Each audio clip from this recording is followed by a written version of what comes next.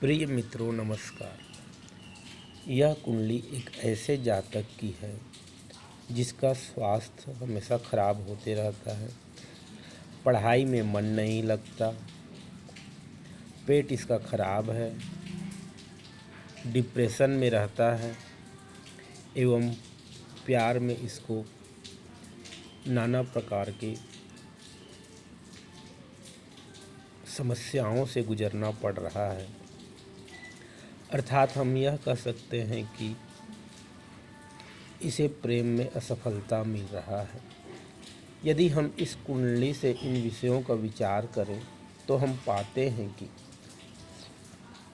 पंचम भाव जो होता है वह पाचन संस्थान अर्थात पेट का, प्रेम संबंधों का अर्थात प्रेमी प्रेमिका का, एवं छठा भाव रोग का होता है। तो रोग से मुक्ति भी हम पंचम भाव से ही देखते हैं। जातक अपने जो भी रोग है उससे निजात पाएगा कि नहीं पाएगा, इसके बारे में पंचम भाव से एवं लग्न के बलवान होने से जातक अपने रोगों से मुक्ति पा जाता है। इसी प्रकार से मंगल भी रोग प्रतिरोधक क्षमता को दर्शाता है। इस कुंडली में यदि हम देखें तो पंचम भाव का स्वामी जो बुध है वह दूसरे भाव में शुक्र के साथ स्थित है। वैसे तो यह स्थिति नीच भंग राजयोग का है, क्योंकि बुध यहाँ नीच है और शुक्र यहाँ उच्च का है। इस कुंडली में लग्न का स्वामी शनि होगा जो तीसरे भाव में है नीच राशि में। यहाँ भी मंगल साथ में होने के कारण नीच भंग राजयोग बना रहा है। इस शनि का तीसरा दृष्टि यहाँ से प्रथम, दूसरा और तीसरी दृष्टि पंचम भाव पर है। इस कारण से भी इस जातक की हाजमे में समस्या होगा, प्रेम संबंधों में दिक्कत आएगा।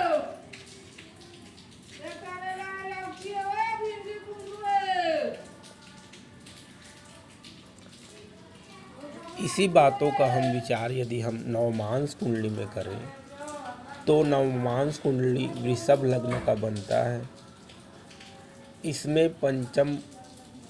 पंचम भाव का स्वामी जो बुध था यहाँ पर केतु के साथ स्थित है, जिसको राहु देख रहा है।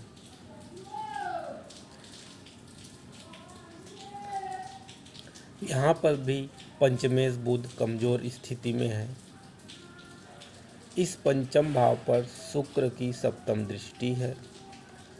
इस शुक्र पर मंगल का चतुर्थ दृष्टि, क्योंकि 1 2 3 4 चौथे में से इससे चतुर्थ दृष्टि है शुक्र पर। शुक्र को हम नैसर्गिक रूप से प्रेम का कारक मानते हैं, जो किसी स्त्री या पुरुष के प्रति हमें आकर्षित करता है। चंद्रमा हमारा निश्चल प्रेम का कारक है। इस कुंडली में चंद्रमा धनु राशि में है। यह चंद्रमा यहाँ गुरु छठे भाव में गुरु की राशि है। सूर्य से यह चंद्रमा 7 8 9वें भाव में, इस कारण से चंद्रमा बली है। यह जातक जो कुछ भी चाहेगा उसे प्राप्त करने के लिए प्रयास करेगा और कुछ हद तक उसे प्राप्त भी करेगा।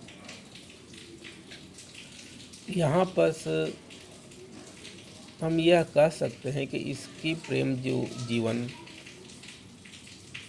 नाटकपूर्ण घटनाओं से भरा हुआ होगा। अतः हम तो यही कहेंगे कि इस जातक को प्रेम संबंधों में नहीं पड़ना चाहिए।